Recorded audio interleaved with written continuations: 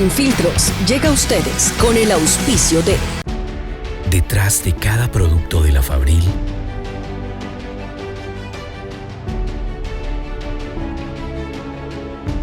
hay miles de familias ecuatorianas. Elige apoyarlas. Elige lo nuestro. Orgullosamente ecuatorianos.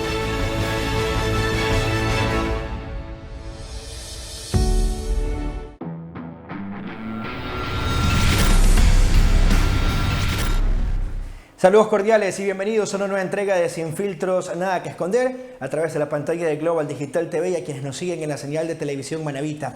Hoy vamos a tratar dos importantes temas para el Ecuador y para el mundo. Primero, la actualidad de la economía popular y solidaria. ¿Qué acciones se están efectuando para erradicar la pobreza o mejorar las condiciones socioeconómicas de quienes pertenecen a este sector? Y por otro lado, la actualidad de la lucha contra el COVID-19 y las expectativas que generan los trabajos en más de 150 vacunas en todo el mundo que justamente pueden significar una nueva oportunidad en esta pandemia. Estos temas enseguida aquí en Sin Filtros, Nada que Esconder. Revisamos cifras y según las últimas entregadas por el INEC hasta septiembre del 2019, la pobreza por bajos ingresos en el Ecuador se sitúa en 23.9%. ¿Qué se está haciendo para erradicarla o al menos para mejorar las condiciones de quienes laboran en los diferentes sectores productivos?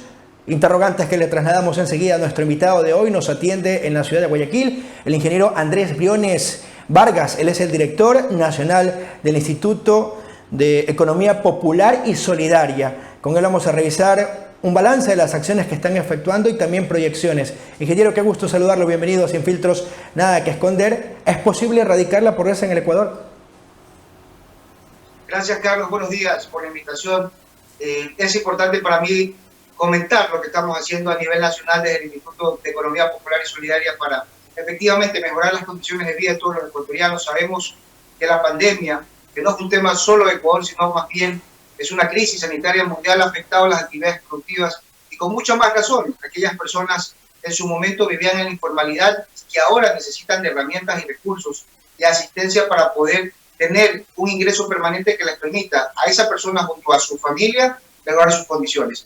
Y el instituto no se queda fuera, sino más bien hemos sido muy conscientes de la necesidad y hemos estado trabajando permanentemente en territorio, visitando familias, asociaciones, talleres mecánicos, talleres del sector textil, talleres del sector de banistería, dando siempre la mano para que ellos puedan comercializar sus productos.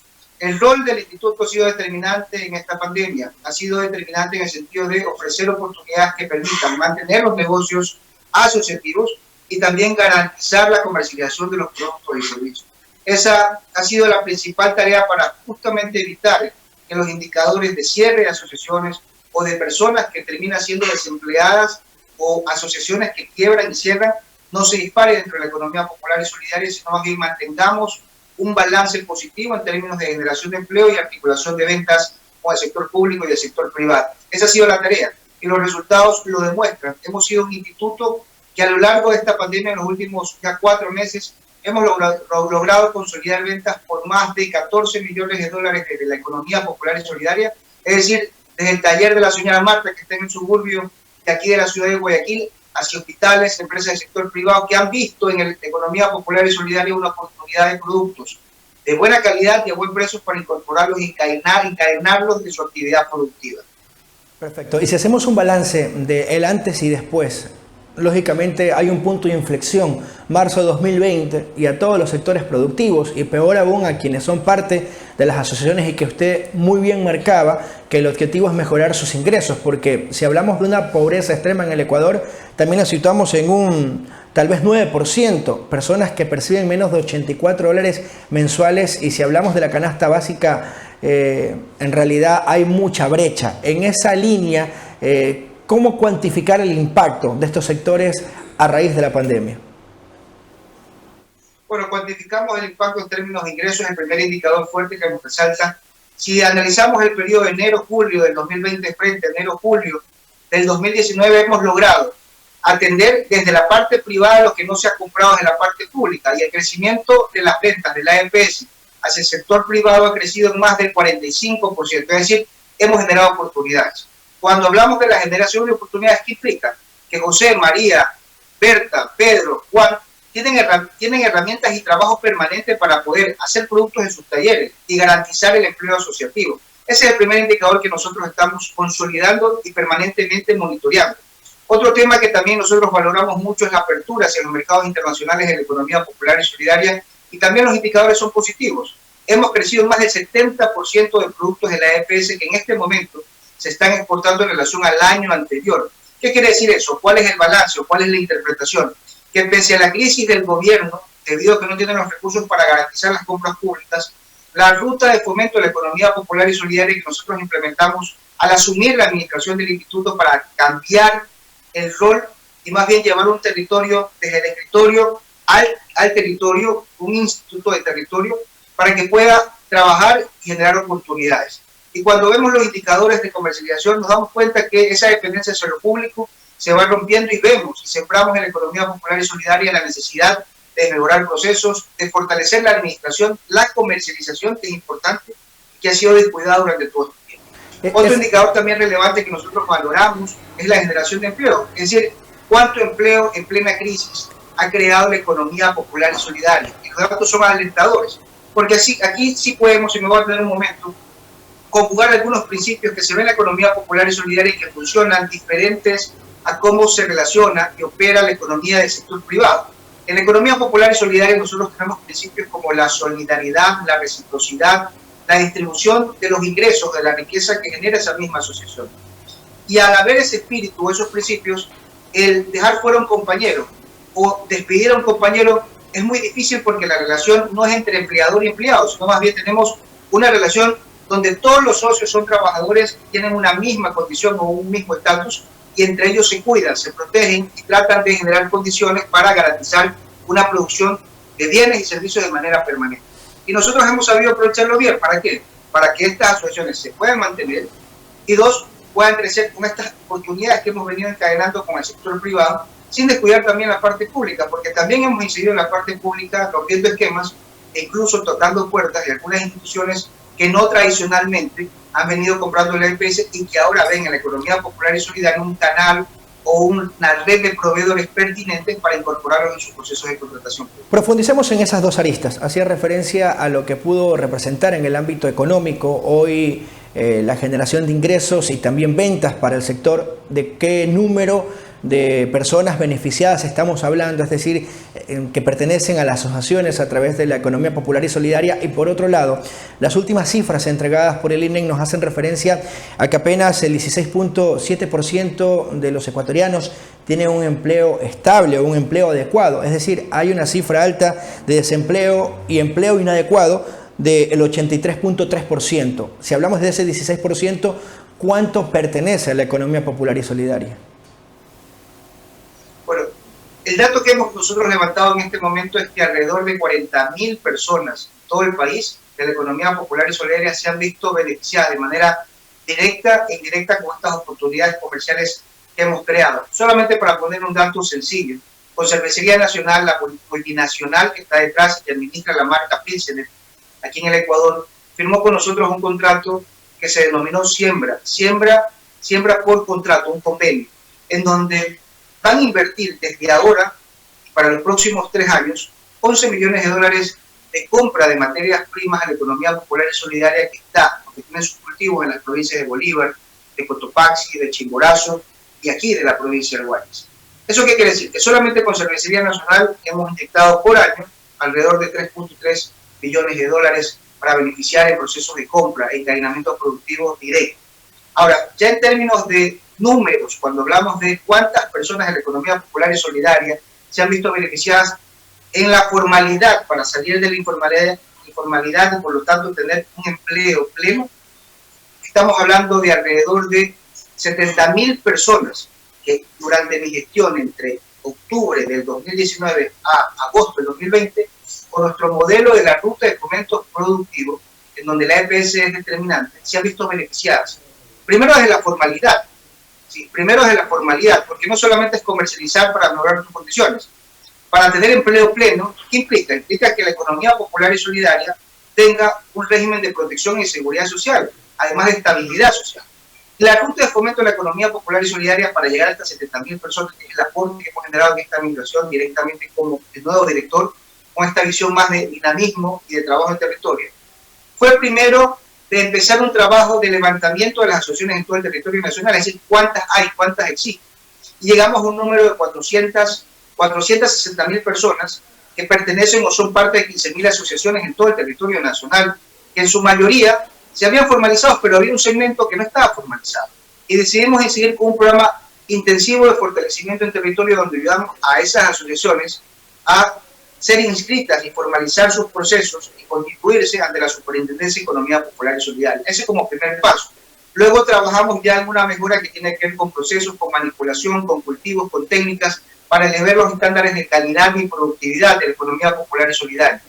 Y muchas de estas asociaciones que pasaron allí, partiendo de ese proceso, partiendo de esa evaluación que ustedes efectuaron y fueron identificando ciertas falencias en el trabajo en territorio, ¿qué era lo que faltaba en la ruta de fomento de la economía popular y solidaria y a la vez de esta cadena productiva para potenciar estos sectores? ¿Cuáles eran las debilidades cuando usted justamente arrancó en la gestión en octubre del año anterior?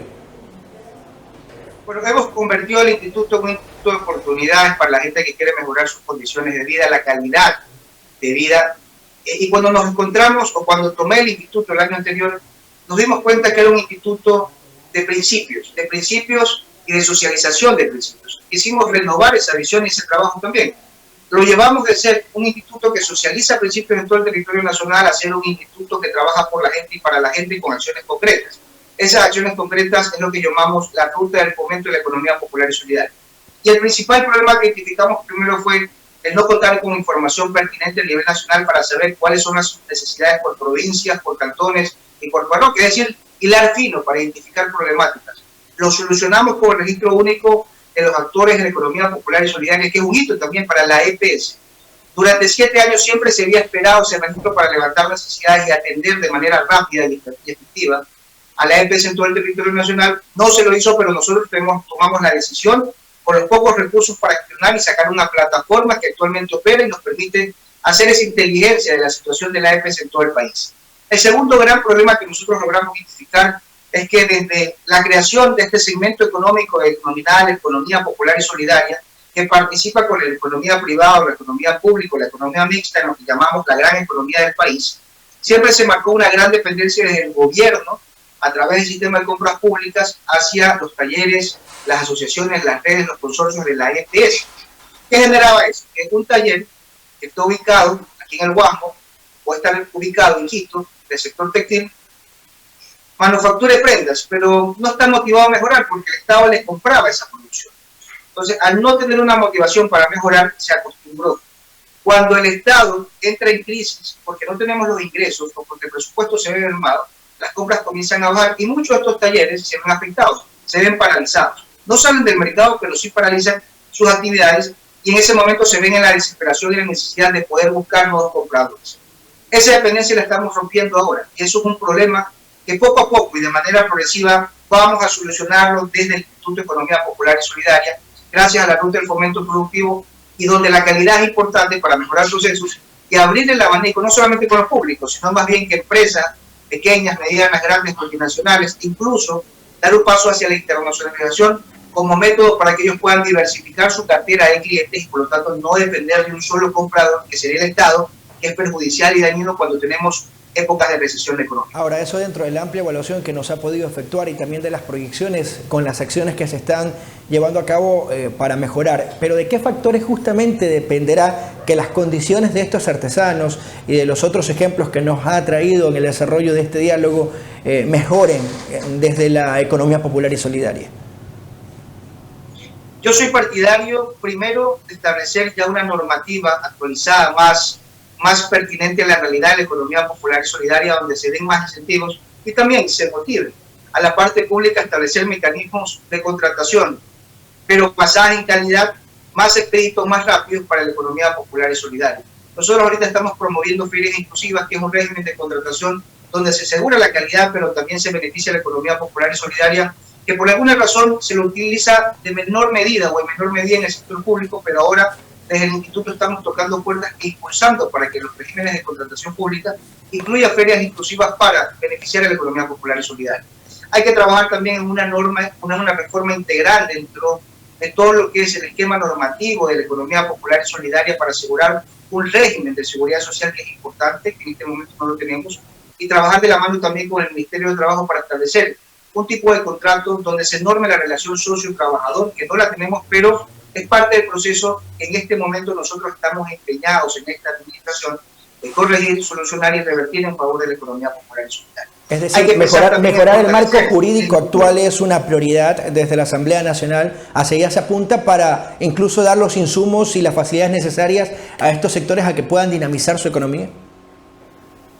Necesitamos una reforma integral a la ley orgánica de la economía popular y solidaria. Necesitamos incentivos que se puedan promover desde la Asamblea Nacional justamente para dar o llevar al sector privado como gran encadenador de productos de la economía popular y solidaria, pero que tengan incentivos detrás, que los lleven a ellos a decir: yo quiero comprar, yo te quiero apoyar. Necesitamos que desde la misma economía popular y solidaria, a través de un marco normativo, se creen más capitales semillas que se inyecten a las asociaciones que tienen buenos productos, a riesgo del Estado, para que estos puedan contar con una línea de financiamiento rápido y por lo tanto innovar y sacar y diversificar su portafolio de productos. Necesitamos también normar desde la banca pública y privada líneas que se destinen al crédito asociativo con tasas de interés diferenciadas y que permitan a la economía popular y solidaria garantizar de manera permanente el acceso a una línea de financiamiento. En este momento la principal problemática, además de la seguridad social, además de la relación socio-trabajador, es el poco acceso a líneas de financiamiento que tiene la economía popular y solidaria. Y yo soy partidario que en este momento necesitamos trabajar de la mano con todos los sectores, con esas 460.000 personas en el territorio nacional para armar un proyecto de reforma integral que se ha llevado a la Asamblea Nacional y promovido entre los asambleístas para mejorar, primero, el clima operativo, el clima de hacer negocios en la economía popular y solidaria, y segundo, contar con incentivos y herramientas que permitan a todos estos actores permanecer en el tiempo y mejorar su producción y sus productos.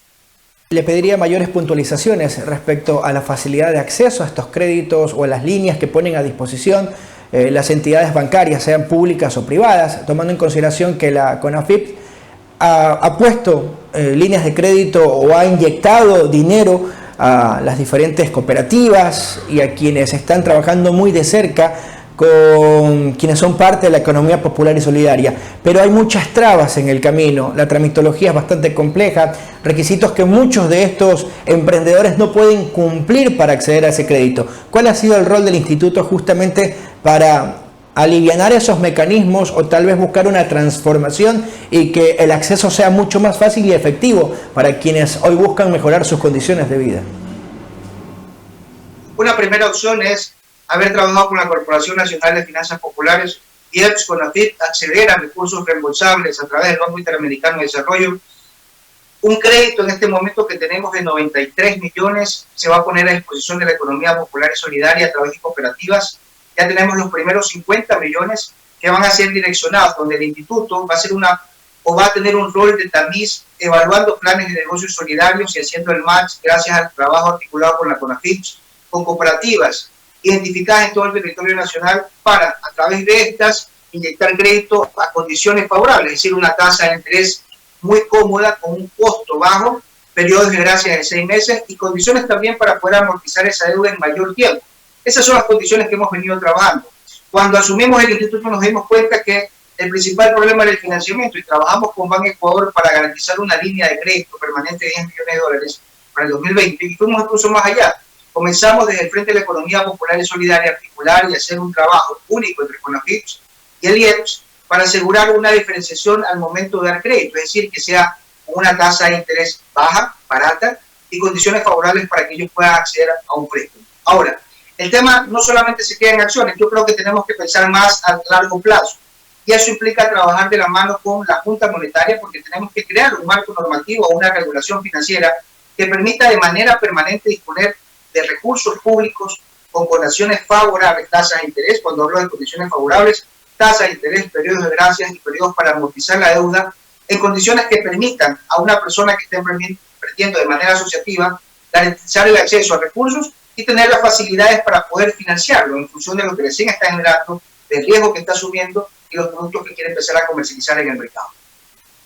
Una pequeña pausa, pero al regresar con el ingeniero Andrés Briones conoceremos detalles de la campaña Yo Muevo al Ecuador, que de manera conjunta con el Ministerio de Economía Popular y Solidaria, MIES, lanzaron la semana anterior y que ya está buscando beneficiarios en todo el país. Ya regresamos.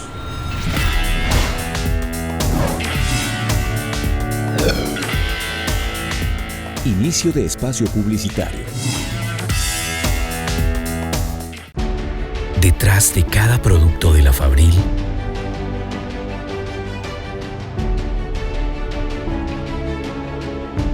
hay miles de familias ecuatorianas. Elige apoyarlas. Elige lo nuestro. Orgullosamente ecuatorianos.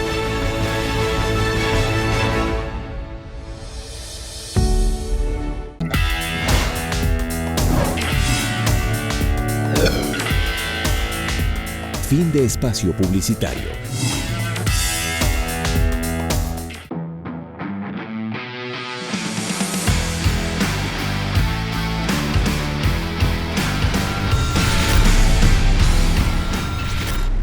En esta segunda parte de la entrevista con el ingeniero Andrés Briones Vargas, el director nacional del Instituto de Economía Popular y Solidaria, le preguntamos proyecciones o más bien cercanías, un futuro inmediato para el Ecuador. ¿Dónde están las principales fortalezas en estos sectores? En la producción, en la comercialización, en el intercambio, en el consumo de bienes y servicios que ponen a disposición de la ciudadanía. ¿Hacia dónde se debe apuntar? ¿O es un trabajo conjunto dentro de toda esta cadena que es la que hay que potenciar?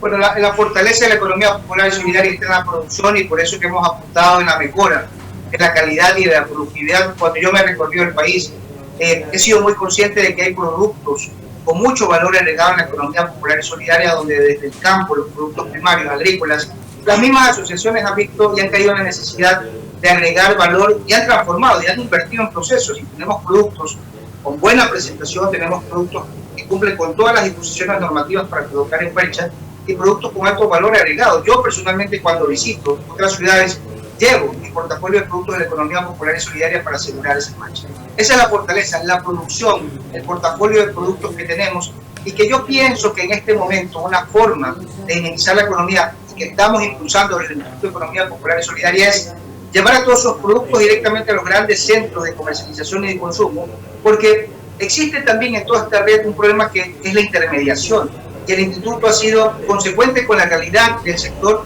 y hemos trabajado para romper ese intermedio. Le voy a poner un ejemplo sencillo.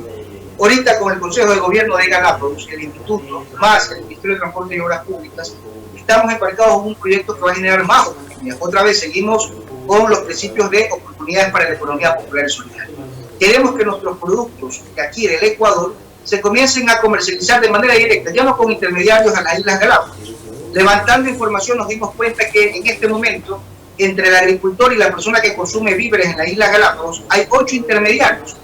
¿Eso en qué se traduce? Primero, en que no estamos reconociendo un precio justo al agricultor de la economía popular y solidaria o cualquier tipo de asociación que quiera vender a Galápagos. Segundo, estamos llevando productos demasiado caros al consumidor en las Islas Galápagos, es decir, hay una cadena de manejo perverso donde no hay beneficios directos para el productor y para el consumidor. Lo que estamos haciendo es rompiendo esa intermediación y colocando a través de puertos que maneja el Consejo de Gobierno aquí en Guayaquil, que la misma EPS que está en Cañari, que está en Cotopaxi, que está en Loja, traiga sus productos. Vamos a manejar un centro de acopio, y en ese centro de acopio se compra a buen precio, se le paga de manera dicta, promoviendo el comercio justo, y se puede embarcar a Galápagos productos de calidad y también a un precio racional para que sea consumido en las islas. Con esto ganamos, porque al final estamos garantizando más oportunidades de trabajo para la economía popular y solidaria y explotamos esa fortaleza, que es la producción, la calidad y los buenos productos que tiene este sector. El 15 de julio hicieron el lanzamiento conjunto con el MIES de la campaña Yo Muevo al Ecuador, que tiene como objetivo entregar créditos a los microempresarios y emprendedores por alrededor de 93 millones de dólares. ¿Cuál ha sido el alcance de este primer mes desde que se hizo el lanzamiento de la campaña?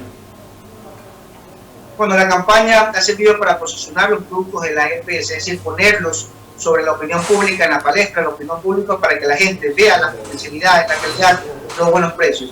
Y hemos avanzado. Por ejemplo, hay una articulación bastante interesante que hemos logrado con la Federación Nacional de Cámaras de Turismo, que sabiendo las complicaciones que tiene el sector, ha apostado por la economía popular y solidaria. Por ejemplo, las cadenas hoteleras en el país requieren todo lo que es lencería para camas, todo lo que son telas, todo lo que pueda producir y confeccionar el sector textil, desde sábanas, desde colchas, todo lo que se requiera para tenerlo en un hotel.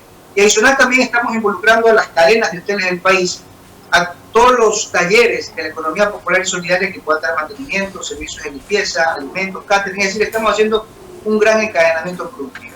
La campaña que apunta a posicionar los productos de la EPS se está en este momento convirtiendo en una campaña con resultados tangibles donde estamos incorporando a más actores del sector privado que están ansiosos e interesados por incorporar en sus encadenamientos a los productos del sector.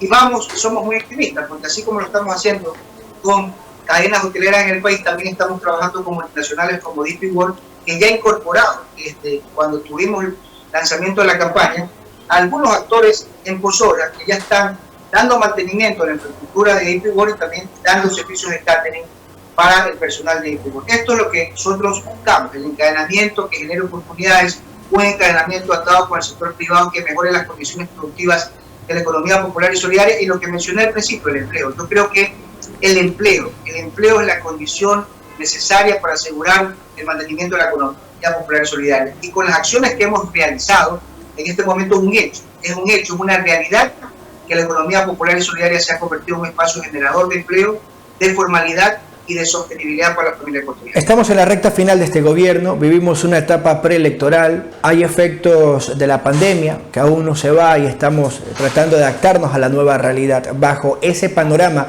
las instituciones quedan y las personas son pasajeras. En ese sentido, ¿qué tan sólidas están las bases del instituto para continuar un proyecto que arrancó en agosto o en octubre del año anterior, cuando usted asumió la gestión?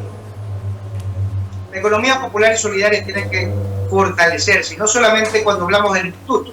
Cuando vemos el bosque de la economía popular y solidaria, hay varias instituciones que son determinantes. La misma Superintendencia de Economía Popular y Solidaria, la misma Corporación Nacional de Finanzas Populares, la CONAFIP, y nosotros como instituto que tiene como función el fomento. Hay que fortalecer la institucionalidad, los procesos, los servicios, y dotar también de más recursos al propio instituto. El instituto debería ser un ministerio que abandere, trabaje no solamente por las asociaciones, porque en la economía popular y solidaria tenemos muchos segmentos, como por ejemplo las cooperativas comunales, que en este momento tienen poca atención, pero que es necesario desde un instituto, una reforma integral a las leyes y la normativa que rigen y que norman este espacio, generar un círculo donde tengamos instituciones fuertes, robustas, con más servicios, recursos y un panorama normativo que facilite la creación, el desarrollo y comercialización de productos de la EPS. Otra iniciativa que tenemos que comenzar a trabajar fuerte desde el instituto, y por eso yo soy de la idea de fortalecerlo y armar un espacio integral donde tengamos técnicos que puedan generar incidencia en el territorio. El instituto en este momento se ha convertido, y lo vuelvo a repetir, en un instituto de oportunidades, donde llevamos a personas de la mano que reciben el bono de desarrollo humano y quieren superar su situación actual, mejorar sus ingresos para elevar su nivel de vida. Estamos apoyándola, pero tiene que existir una política pública más integral, general, que abarque no solamente un segmento, sino a todos los beneficiarios del bono de desarrollo humano. Y creo que el primer paso lo hemos dado a través del instituto, de la gestión que hemos dado, pero hay un segundo paso que tenemos que darlo y que amerita cambios estructurales a la normativa pública que existe sobre la economía popular y solidaria, donde tengamos, por un lado, incentivos concretos, incentivos que fomenten el accionar y la participación del sector privado, el fortalecimiento del Instituto de Economía Popular y Solidaria, no como un instituto, sino como un ministerio rector que define y articula políticas públicas de mayor incidencia. Y por último, una articulación fuerte con los mercados internacionales, es en donde está el futuro de los productos de la economía popular y solidaria.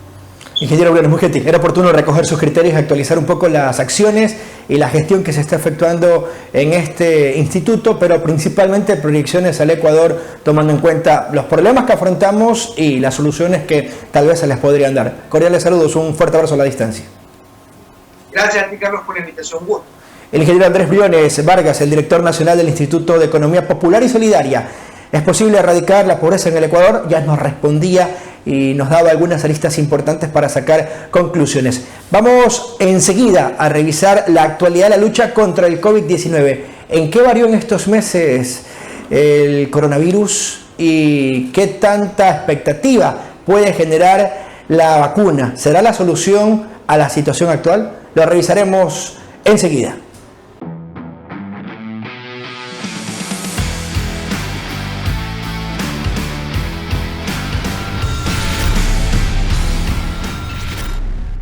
Y como lo anunciamos en esta segunda parte del programa de hoy, vamos a conocer en qué consiste la lucha contra el COVID, cuáles son sus avances y principalmente la expectativa que genera la llegada de una vacuna.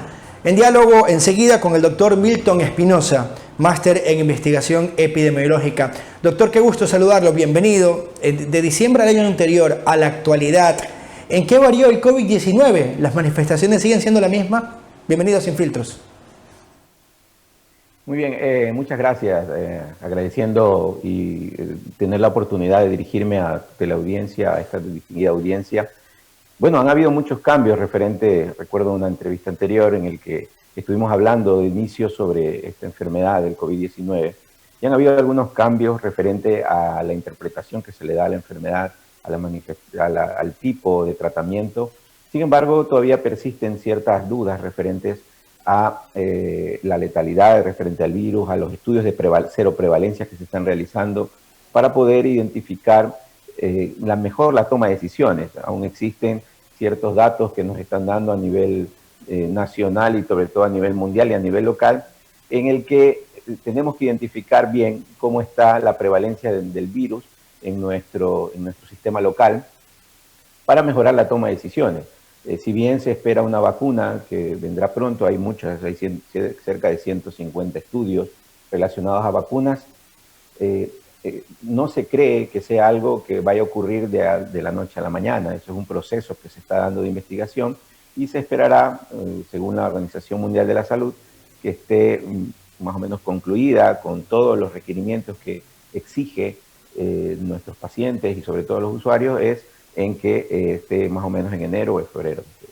Antes de profundizar justamente en esos temas relacionados a la vacuna, los alcances y principalmente los efectos que puede ocasionar la misma, hablemos de esa prevalencia del virus a la actualidad. Notamos que hay muchas recomendaciones en cuanto al uso de mascarilla, la correcta desinfección, el lavado de manos, esto como medidas de bioseguridad, y también el tema del distanciamiento social. ¿La intensidad del virus sigue siendo la misma? ¿Existe un relajamiento por parte de la ciudadanía? ¿Producto de qué, doctor? Sí, bueno, eso es notable, ¿no? El relajamiento que existe es un relajamiento que ha venido disminuyendo a medida que ha ido avanzando el virus. En algunos casos consideramos que es un poco lamentable porque se vio el brote con cierta fuerza, no es la forma que hubo en Guayaquil, pero se ha visto el brote la forma como se está manifestando en Pichincha. En Manabí se está viendo un aumento sostenido durante el transcurso de las semanas, lo que nos hace prever de que la prevalencia está aumentando. Ahora existen un número de estudios referentes a algo que nosotros le llamamos la virulencia de la enfermedad, es decir, qué tanto afecta. Han ido mejorando los tratamientos médicos, se han ido perfeccionando, las investigaciones que están saliendo en el día a día también están perfeccionando la forma en que tratan a los pacientes.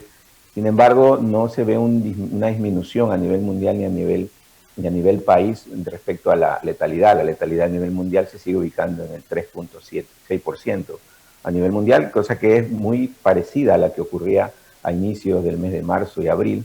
Y en nuestro país una letalidad actual de 6.3%. Se ha mantenido en la letalidad entre el 6 y el 8% en nuestro país, considerando que en algunas ocasiones los datos no son del todo confiables, del todo fidedignos.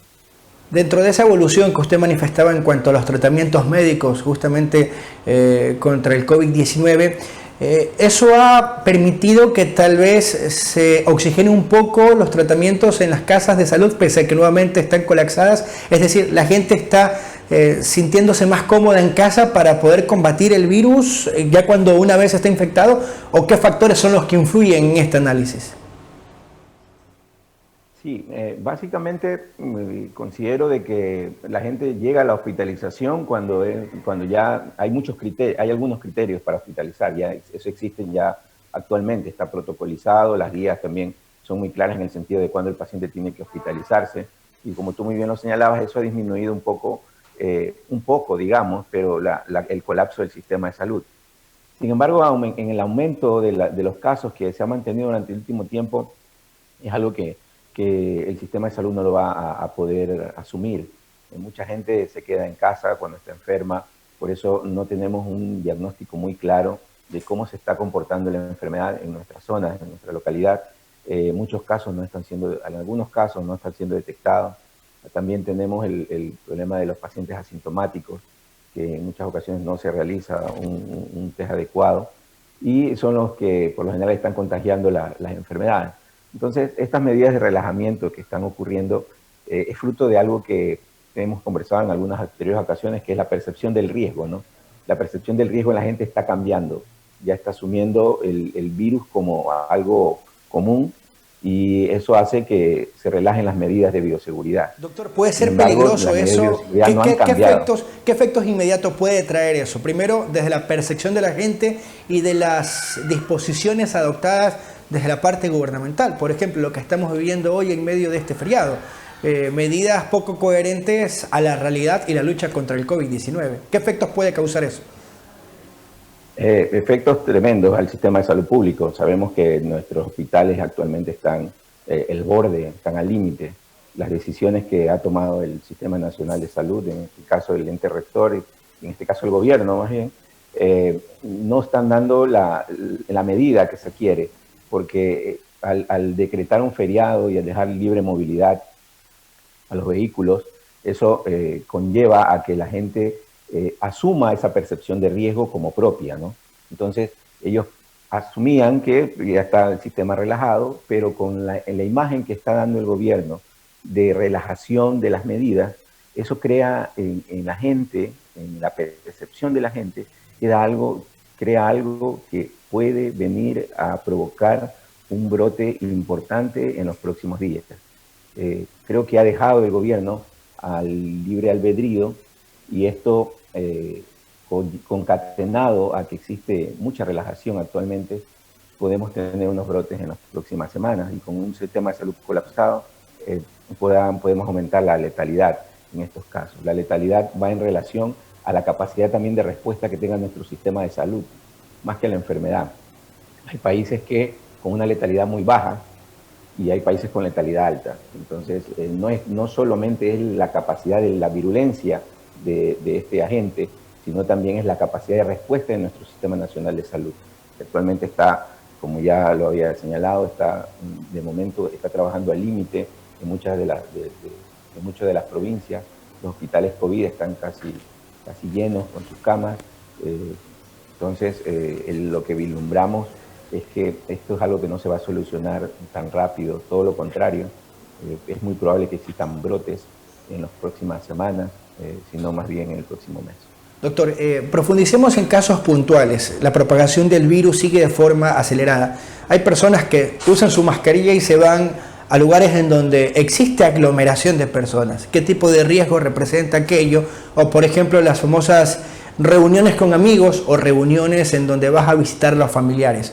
Hay casos en donde ya hemos conocido la fatídica decisión o que conllevó esa mala decisión, porque incluso muchas personas se terminaron contagiando allí. Hablemos un poco de la intensidad de la propagación del COVID-19. Sí, la intensidad de la propagación no ha cambiado, sigue siendo un virus de muy alta transmisibilidad. Hay algo que nosotros denominamos el factor de reproducción, el R0. Entre más tengamos contacto con mucha gente, más posibilidad de propagación tiene el virus. Esa posibilidad de propagación, de transmisibilidad no ha cambiado, el virus sigue siendo muy altamente transmisible. Lamentablemente la gente que se relaja son los jóvenes, en algunos casos los adultos jóvenes también, pero el virus sigue golpeando a la gente adulta mayor y a la gente vulnerable. Entonces es muy probable de que esa percepción que nosotros tenemos de que a los jóvenes y a los adultos jóvenes no les hace daño, sigue existiendo, y eso ha existido desde el inicio, pero los vulnerables y los adultos mayores siguen presentando una alta letalidad. Entonces, este tipo de reuniones, este tipo de contactos muy íntimos de gente que a lo mejor no tiene las normas de bioseguridad adecuadas, no usan mascarillas, porque tú señalabas que hay gente que usa las mascarillas, sin embargo yo he visto en algunos casos que la usan y otros no la usan, y a quienes la usan no la usan adecuadamente. He visto en las calles cómo la gente usa la mascarilla debajo de la nariz, no adecuadamente utilizada, están relajándose en el sentido de lavado de manos. El lavado de manos sigue siendo una cuestión fundamental del distanciamiento físico. Entonces, esas medidas están cayendo en desuso por parte de mucha gente y eso no puede ocurrir. Así que debe seguir existiendo ese cuidado que nosotros debemos tener. En algunas ocasiones también en esto de percepción del riesgo hemos estado trabajando, hemos estado viendo que la gente asume que como no le pasó nada a algún amigo, piensa que con él va a ser igual, y no es igual. La enfermedad se manifiesta de diferentes formas, dependiendo de ciertas circunstancias. Hay muchas variables que están inmersas en la forma en la que nosotros respondemos ante una enfermedad. Entonces, no podemos jugar con nuestra vida y la salud y la vida de nuestros familiares. Entonces, las medidas de bioseguridad, las medidas de distanciamiento físico, el lavado de manos, debe seguir siendo parte de nuestra vida. En algún momento también señalábamos de que eso no es solo para este virus. Pandemias pueden o brotes de enfermedades respiratorias o cualquier enfermedad pueden existir en cualquier momento. Doctor, ahora si hablamos del uso correcto de la mascarilla, también cuáles son las mascarillas correctas a utilizar, porque eso también hablan los estudios, que el uso de mascarillas no apropiadas es lo que ha conllevado a una propagación también del COVID-19. El uso de mascarillas, bueno, las recomendaciones han ido variando también en el tiempo, estimado Carlos Luis. Al inicio, quizás para hacer un poco recordar un poco a quienes se les recomendaba usar mascarilla, eran los pacientes que se sentían enfermos, ¿no? Que estaban enfermos. A la población no se le recomendaba el uso de mascarilla. Sin embargo, eso ha ido cambiando en el tiempo. Ahora, como el virus es comunitario, es recomendable para todos usar mascarillas. Ahora, si me preguntan qué tipo de mascarillas, existen muchos estudios, todavía existe también algo de controversia referente al respecto. La mascarilla, la N95, sigue siendo destinada al personal de salud, a los que están en contacto con pacientes en áreas muy cerradas, entonces sigue siendo destinada para el personal de salud. Los otros tipos de mascarillas pueden ser usados, inclusive el CDC Atlanta recomienda las mascarillas de tela, siempre y cuando tengan por lo menos tres dobleces, para que pueda evitar la transmisión del virus. Entonces, también ha existido mucho abuso con respecto a la venta de las mascarillas. Doctor, ¿el uso en todo lugar es recomendable el uso de la mascarilla? En todo lugar, sobre todo en los ambientes que están cerrados, en los ambientes donde podemos tener contacto con gente que no sabemos, no conocemos, pero es recomendable el uso en todo lugar, salvo en la casa donde uno aparentemente se encuentra protegido, siempre y cuando no exista una paciente o una persona que tenga una sintomatología relacionada con el COVID. Pero actualmente la recomienda el uso en todo lugar, sobre todo en espacios cerrados. Entonces, como te decía, el CDC de Atlanta está recomendando también las mascarillas de tela, siempre y cuando tengan 3 dobleces de dedo. Entonces, hay algo también que debemos tomar que es fundamental, que es el costo de las mascarillas, ¿no? El costo de las mascarillas se ha elevado tremendamente. Hay personas que pueden tener acceso a una mascarilla KN95, que son las que he visto más comúnmente en el mercado. Sin embargo, a la persona de pie, a la gente de pueblo, pedirle que invierta $2 por una mascarilla, y una mascarilla que por lo general te va a durar 8 horas, para que sea adecuadamente segura, y luego va a tener que cambiarla, me parece también que es algo que debemos tomar en cuenta. Por lo tanto, yo recomiendo que utilicen también las mascarillas de tela, una mascarilla de tela con antifluidos y que tenga quizás entre más doblez de dedos tenga mejor. Pero el uso de mascarilla no debe pasar en ambientes fuera de nuestro hogar. A medida de que los proyectos de vacunación siguen su curso, hay más dudas también sobre la propia vacuna, que es la esperanza a la que muchos apuntan para terminar con la pandemia. Eso lo abordaremos cuando regresemos de esta pequeña pausa con el doctor Milton Espinosa, nuestro invitado hoy, máster en investigación epidemiológica. Recuerde, si va a salir de casa, aplique todas las medidas de bioseguridad y distanciamiento social. Evitar la propagación del virus es responsabilidad de todos. Cuide su salud, cuide la salud de su familia y del resto de la humanidad. Y si va a comprar productos, que sean productos de calidad, los de la Fabril, la industria de las ideas, orgullosamente ecuatorianos.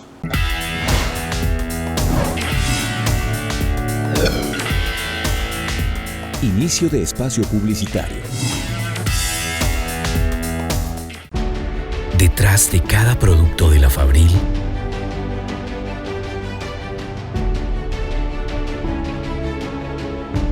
hay miles de familias ecuatorianas.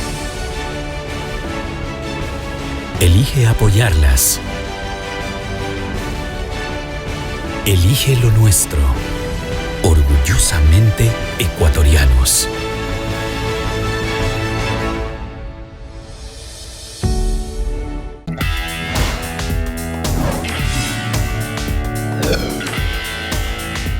Fin de espacio publicitario.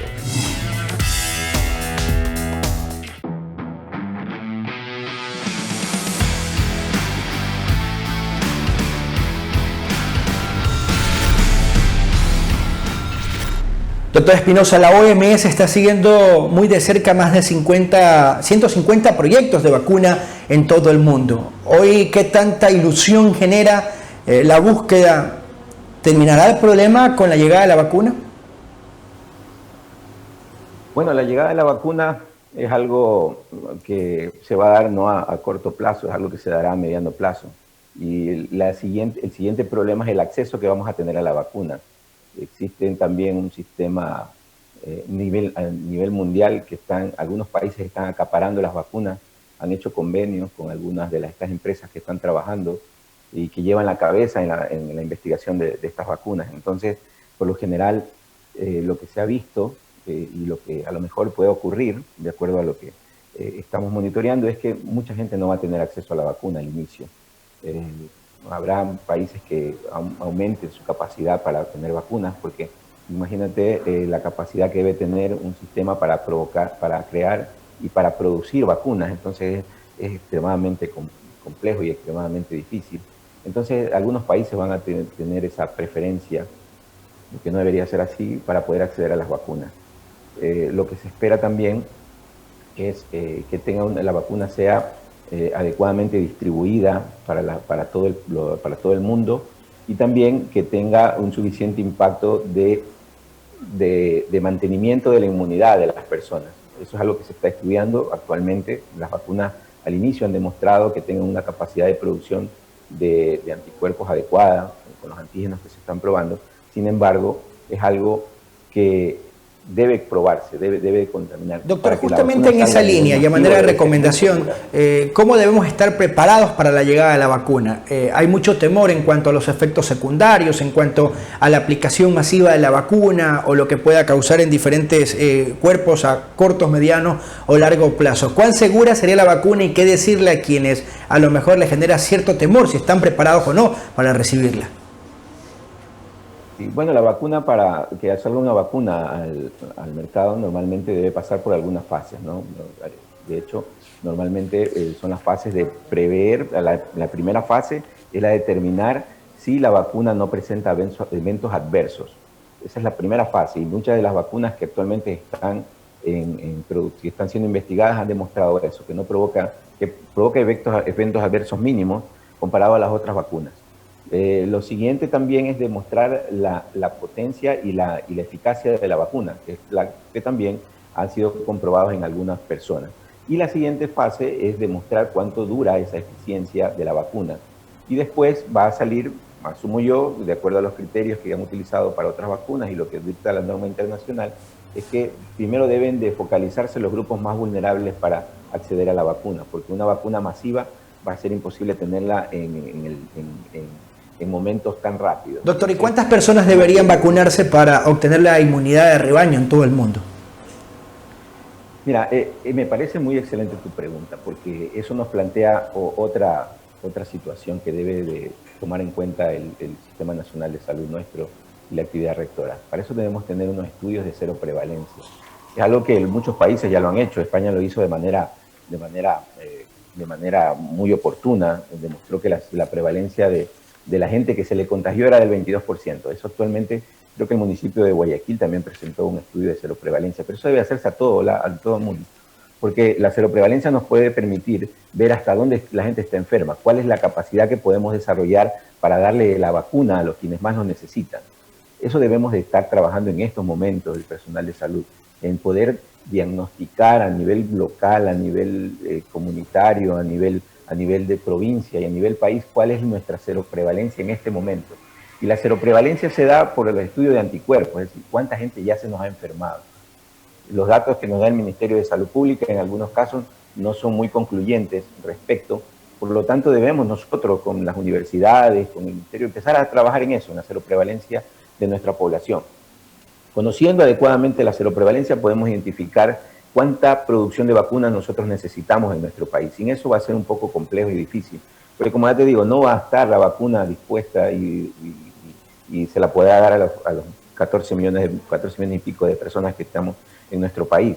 Por lo tanto, necesitamos eso de manera rápida y de manera oportuna antes de que llegue la vacuna. Obviamente, la vacuna debe estar destinada a los grupos más vulnerables, a los adultos mayores, a las personas que tengan enfermedades crónicas, a las personas que tengan alguna comorbilidad, sobre todo. Entonces, ir creando ese tipo de personas, de vulnerabilidades para ellos que sean en un primer momento quienes se les destine esta vacuna. Doctor, 30 segundos y sus conclusiones finales. Sus conclusiones finales, 30 segundos. No debemos relajarnos, el virus no se ha ido, sigue siendo parte de nuestra vida, pero tampoco debemos asumirlo como algo normal, es decir, no restarle importancia. ¿Qué conclusiones y recomendaciones son las que efectúa? Sí, muy bien. No hay que relajarse, tenemos que tomar las medidas de bioseguridad de manera adecuada, de manera oportuna.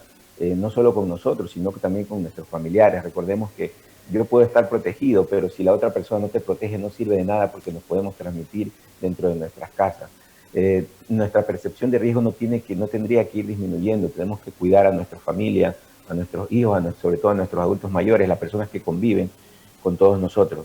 No olvidarse del lavado de manos, no olvidarse del distanciamiento físico, no olvidarse del uso de mascarillas en estos momentos, y mantenerse sobre todo informado por medios oficiales también. Mucho se ha dicho referente a la enfermedad, sin embargo es recomendable que ustedes asuman la información que está contrastada, la información que tiene asidero, que tiene evidencia científica, ya que mucha información está por las redes sociales. Tomar la enfermedad como algo real, no como algo irreal, como algo que puede provocar la muerte en alguna de nuestras personas. Cuidarnos, sobre todo cuidarnos cuando salimos fuera de nuestras casas, llevar suficiente alcohol, gel, es decir, todas las medidas de bioseguridad que han sido difundidas, eso no ha cambiado, eso sigue siendo lo mismo. Y también, y sobre todo, el uso de mascarilla, el cuidado que podemos tener con cada uno de nuestros familiares. Doctor si alguien no usa mascarilla, pedirle que la use, ¿no? Muy gentil, gracias. Era oportuno actualizar esta situación tomando en cuenta lo que hemos podido identificar en razón de la irresponsabilidad y principalmente del poco cumplimiento de las medidas de bioseguridad y distanciamiento social, que es lo que nos han venido recomendando. Gracias por su comparecencia aquí a Sin Filtros. Era el doctor Milton Espinosa, máster en investigación epidemiológica, la actualidad del COVID-19, la lucha contra la pandemia, las proyecciones en cuanto a la llegada cercana o lejana, no sabemos, de la vacuna, pero lo que puede representar eso no solo para el Ecuador, sino para el mundo entero. Ante la situación actual, hemos creído conveniente hoy entregarles estos dos importantes temas, principalmente con la expectativa que genera el poder erradicar la pobreza en el Ecuador y generar mayores plazas de empleos dignos y estables, así como generar conciencia en quienes todavía no asumen a lo que estamos haciendo frente, el COVID-19. Nos reencontramos en una próxima oportunidad. Recuerde suscribirse a nuestro canal de YouTube, dar like y seguir la información que generamos en nuestra página de Facebook como Global Digital TV. Nos reencontramos en una próxima oportunidad. Cordiales saludos.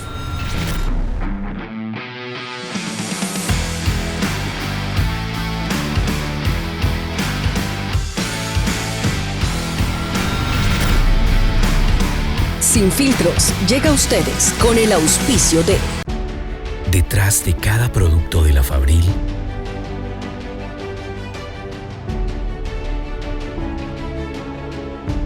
hay miles de familias ecuatorianas. Elige apoyarlas. Elige lo nuestro.